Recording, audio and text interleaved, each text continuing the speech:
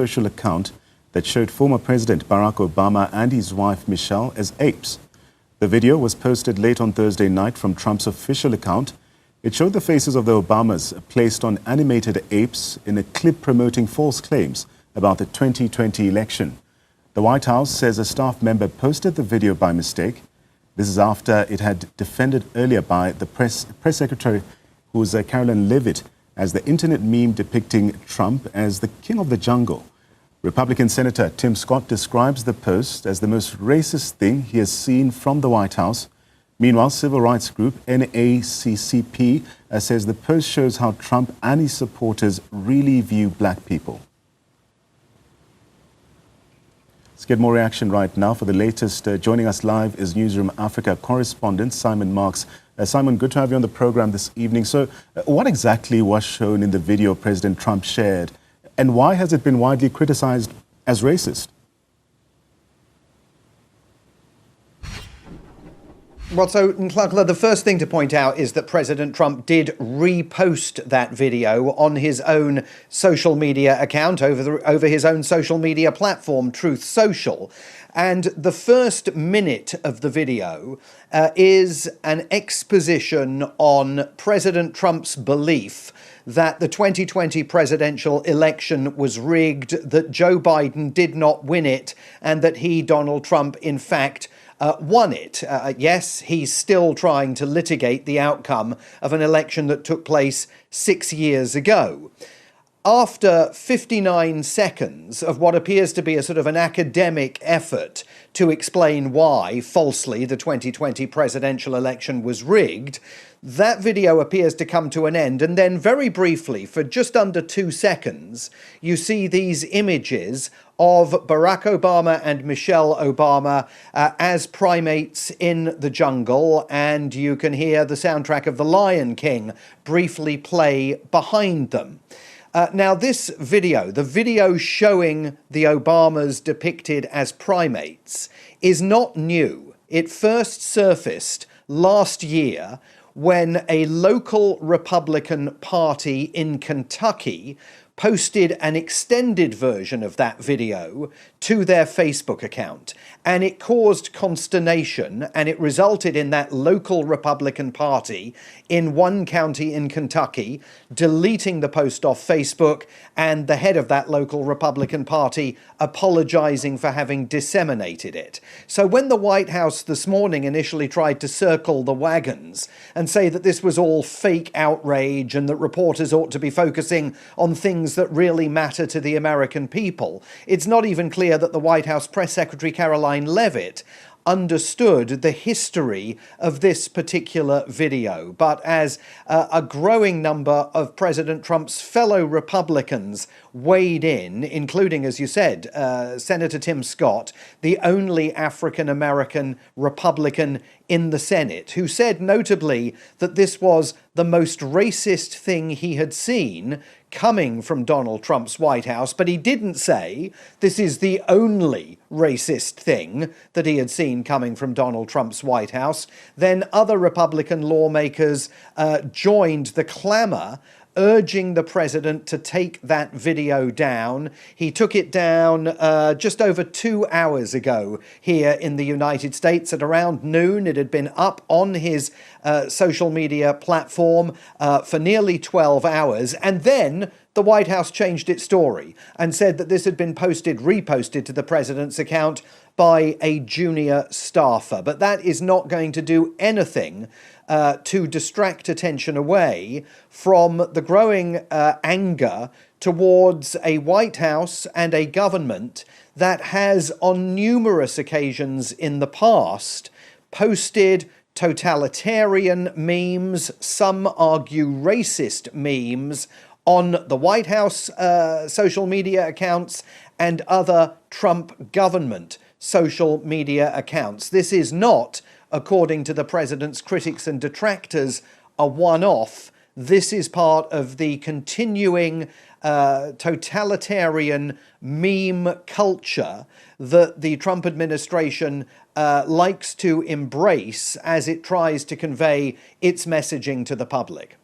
Simon, as we continue tracking reactions, the White House called the backlash fake outrage and said it was a meme, really. What does this explanation tell us about how the administration views especially offensive content in political communication?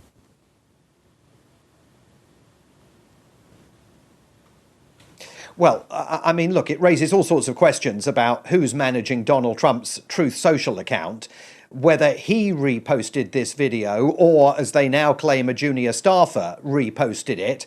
Did they watch the whole video through before they reposted it to the president's 11.7 million followers? Certainly there's been no apology from the president personally, or indeed from his press secretary, for the appearance of this video on his social media account. But more broadly, this speaks to a White House that is increasingly engaged in an aggressive posture when it comes to communicating its politics to the American people and the wider world. And there have been a raft of recent examples. Just earlier this month, the Department of Homeland Security was accused of posting a meme in an effort to recruit additional ICE agents to round up illegal immigrants on the streets of America. And it asked which way American man, which is a phrase that critics of the government say is a reference to a 1978 book called Which Way Western Man, which argues that Adolf Hitler was right and that violence against Jews is justified. Last month, the Department of Labor here posted a video urging Americans to remember who you are. And it argued that the United States is a country of one homeland, one people, one heritage. And again, critics of the Trump administration claimed that that phrase was redolent of a phrase that was used by the Nazi authorities in Germany: one people, one realm, one leader. Again, Trump administration officials dismissed questions about all of that. The Assistant Secretary of Homeland Security saying that anyone who was raising questions about the meme culture that this administration is embracing was suffering from what they like to call here Trump derangement syndrome, which of course is a non-existent affliction that they always argue is overtaking the minds of Trump administration critics. So again, this is not a flash in the pan by the Trump administration. And more broadly, of course, the president personally and his government more widely has been accused on numerous occasions of racist and scatological comments, whether it's been descriptions of Nigeria that we can't repeat on a family TV show, whether it's the description of illegal immigrants here as vermin. I mean, there has been no shortage of examples in which the president and his acolytes have used language that many of their critics contend has been fundamentally racist as they go about the daily business of government here. Simon, before I let you go, what does this moment or this incident say about the role of AI and social media in modern political discourse, especially during a sensitive time such as Black History Month?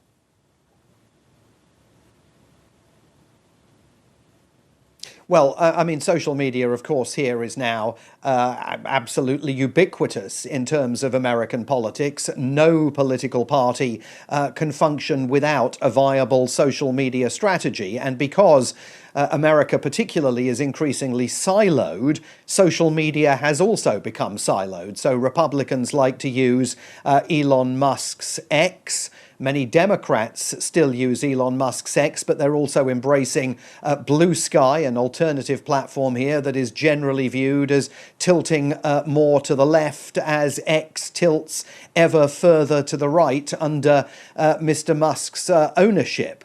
But social media and AI, of course, come together because the Trump administration particularly has embraced AI imagery in an effort to advance its own political fortunes among Donald Trump's Make America Great Again supporters. And so it becomes increasingly difficult for American voters who are not necessarily equipped with the knowledge or the technological background to be able to see AI and immediately identify it as AI, it makes it very, very difficult for the individual voter to know whether what they are seeing is real or not. And that process is only going to intensify as AI gets better, and it gets better every single day. With time, it improves, and as it improves, it will become harder and harder for voters in any democracy to be able to distinguish what is real from what is fiction, whether they're looking at it on a social media account or on a streaming channel or any other kind of platform. It's a massive problem, and particularly in terms of these racist tropes that so often seem to be cropping up in US government communications under President Trump.